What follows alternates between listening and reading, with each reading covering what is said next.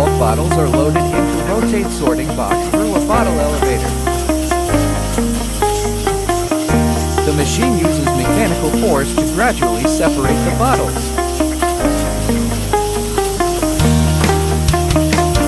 Sensors ensure that they are converted to an upright position.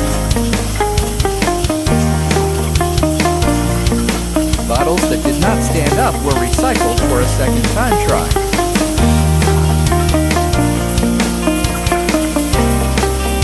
Once bottles are properly oriented and transferred to conveyor,